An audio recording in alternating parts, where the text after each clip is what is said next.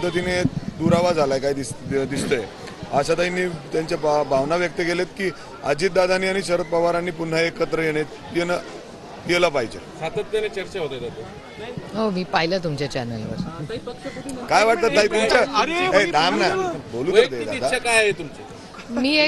मी एक लोकप्रतिनिधी आहे, मला वैयक्तिक इमोशन्स बोलायचा अधिकारच नाही, कारण का मी लोकसेवेत आहे। कुटुंबातील लोक आता अशा भावना व्यक्त करतात। एकतर माझं कुटुंब हे वेगळं आहे, माझ्या कुटुंबात कधीच माझ्या मनात अंतर नव्हतं।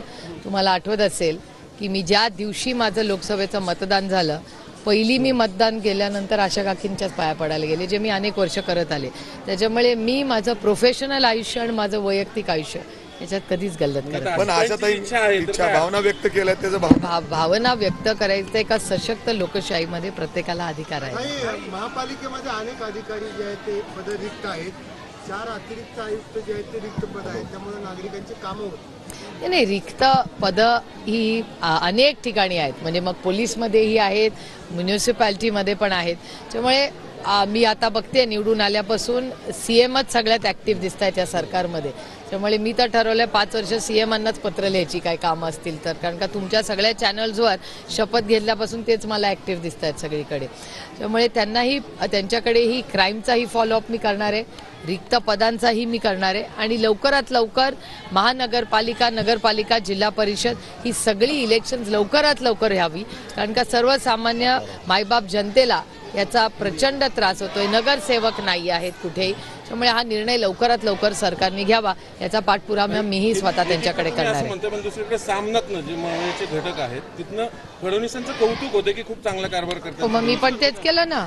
मी काय म्हणाले की पहिले फक्त मुख्यमंत्रीच ऍक्टिव्ह दिसत आहेत, मी पण तेच बोलले आहे, मी काय वेगळा नाही बोलले सामनापेक्षा।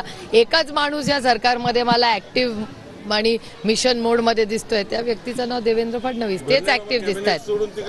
सध्या गायब आहेत ते नाही मला माहिती।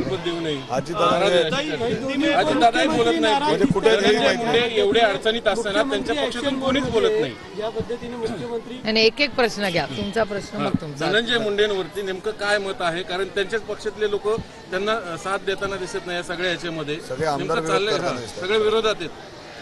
मला असं वाटतं आता SIT लावली, आणि शेवटी कसं आहे की एका सशक्त लोकशाहीमध्ये मीही तुमच्याच चॅनलवर एक मोठी सभा बघितली, त्याच्यात सगळ्याच पक्षाचे लोक, म्हणजे हे माणुसकी विरुद्ध ही जी काही अतिशय गलिच्छ अस्वस्थ करणारी जी घटना झाली त्याच्या विरोधात मला वाटतं तो बीडचा विषय आता राजकीय राहिलेला नाही, तो माणुसकी वर्सेस क्रूर विकृत मानसिकता असा झालेला आहे।